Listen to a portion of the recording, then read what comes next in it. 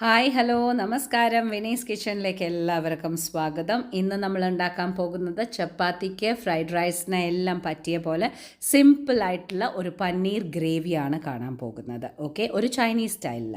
Okay, അപ്പോൾ നമ്മൾ ആദ്യം എണ്ണ ഒഴിച്ചിട്ടുണ്ട്. അതിലേക്ക് ഞാൻ വെളുത്തുള്ളിയുടെ ഗ്രാന്യൂൾസ് ആണ് ഇട്ട് കൊടുക്കുന്നത്. നിങ്ങൾക്ക് വെളുത്തുള്ളി ചതച്ചിട്ട് ഇട്ട് കൊടുക്കാം, അല്ലെങ്കിൽ ചെറുതായിട്ട് മുറിച്ചിട്ട് ഇട്ട് കൊടുക്കാം. ഒരു വലിയ സവോള പൊടിയായിട്ട് മുറിച്ചതാണ് ഇട്ട് കൊടുക്കുന്നത്. കുറച്ച് സ്പൈസി ആക്കിയിട്ട് ഇരിക്കട്ടെ എന്ന് പറഞ്ഞിട്ട് ഒരു 5-6 പച്ചമുളക് ചെറുതായിട്ട് മുറിച്ചിട്ടിട്ടുണ്ട്. ക്യാപ്സിക്കം എല്ലാ കളറിലുള്ളതും ഇട്ടിട്ടുണ്ട്. എല്ലാം കൂടി ഇട്ടിട്ട് നല്ലപോലെ ഒന്ന് വഴറ്റുക. അതുമാത്രമല്ല, ഇതിവിടെ ശ്രദ്ധിക്കേണ്ട ഒരു കാര്യം എന്താണെന്ന് വെച്ചാൽ ലോ ഫ്ലെയിമിലല്ല ചെയ്യുന്നത്, നമ്മൾ ഹൈ ഫ്ലെയിമിൽ തന്നെയാണ് ത്രൂ ഔട്ട് ചെയ്യുന്നത്. നന്നായിട്ടൊന്ന് വഴറ്റി കഴിഞ്ഞതിന് ശേഷം ഇതിലേക്ക് നമ്മൾ കുരുമുളക് പൊടി ഇട്ട് കൊടുക്കുന്നുണ്ട്. കുരുമുളക് പൊടി വളരെ അധികം മസാലകളൊന്നും തന്നെയില്ല. കുരുമുളക് പൊടി, അതുമാത്രമല്ല നമ്മുടെ സോയാ സോസ്, ഇത് രണ്ടും മാത്രമായിട്ടുള്ള രീതിയിലാണ് ഇടുന്നത്. ഉപ്പ് വളരെ സൂക്ഷിച്ചിട്ടിടുക. എൻ്റെ സോയാ സോസിനെ സംബന്ധിച്ചിടത്തോളം നല്ല ഉപ്പുണ്ട്, അതുകൊണ്ട് ഞാൻ ഉപ്പ് വളരെ കമ്മിയായിട്ടാണ് ഇട്ട് കൊടുത്തത്. അപ്പോൾ ഇനി ഇതിലേക്ക് 1.5 കപ്പ് വെള്ളം ഒഴിച്ച് കൊടുക്കുന്നുണ്ട്. 1.5 കപ്പ് വെള്ളം നന്നായിട്ട് തിളയ്ക്കുന്ന സമയത്ത് വേവിച്ച് വെച്ചിട്ടുള്ള പനീർ, ഓക്കെ, വേവിച്ച് വെച്ച പനീർ, പച്ചയ്ക്കുള്ളതല്ല, വേവിച്ച് വെച്ച പനീർ അതിലേക്ക് ഇട്ട് കൊടുക്കുക.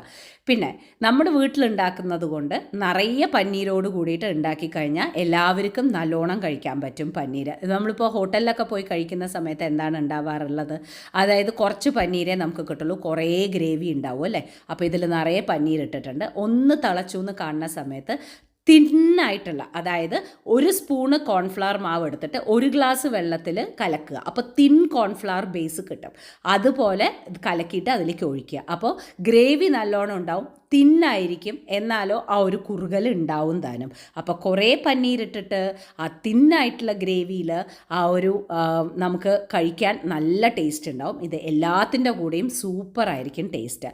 അപ്പോൾ ഇതാ അതിൻ്റെ മുകളിൽ കുറച്ച് നമ്മൾ സ്പ്രിംഗ് ഓണിയൻസും കൂടി ഇട്ട് കൊടുക്കുന്നതോട് കൂടിയിട്ട് നമ്മുടെ സിമ്പിളായിട്ടുള്ള ഒരു പനീർ ഗ്രേവിയാണ് ഇവിടെ റെഡി ആയിരിക്കുന്നത്. ഞാൻ വീണ്ടും പറയുന്നു, നിങ്ങൾ ഇതെന്തായാലും നിങ്ങളുടെ കുട്ടികൾക്ക് ഉണ്ടാക്കി കൊടുക്കണം. നിങ്ങൾക്ക് എന്തായാലും ഇഷ്ടമാവും, അവർക്ക് എന്തായാലും ഇഷ്ടമാവും. കുറേ പനീർ ഇങ്ങനെ കഴിക്കാൻ കിട്ടുന്നത് കൊണ്ട് തന്നെ നല്ല ടേസ്റ്റ് ആയിരിക്കും. ഓക്കെ, പനീർ നമ്മൾ വേവിച്ചിട്ടാണ് ഇതിലേക്ക് ഇടുന്നത്, അതുകൊണ്ട് തന്നെ നല്ല സോഫ്റ്റായിട്ടുള്ള ഒരു ഗ്രേവിയിൽ കിടന്ന ആ പനീർ നല്ല സൂപ്പറായിരിക്കും. അപ്പോൾ ആ ഗ്രേവി മുകളിലേക്ക് ഒഴിച്ചിട്ട് 2 ചപ്പാത്തിയും വെച്ച് അങ്ങോട്ട് കഴിച്ചാലുണ്ടല്ലോ സൂപ്പറായിരിക്കും. ഈസി ആയിട്ടുള്ള ഒരു ഗ്രേവിയാണ് ഞാൻ നിങ്ങൾക്ക് ഇന്ന് പറഞ്ഞു തന്നിരിക്കുന്നത്.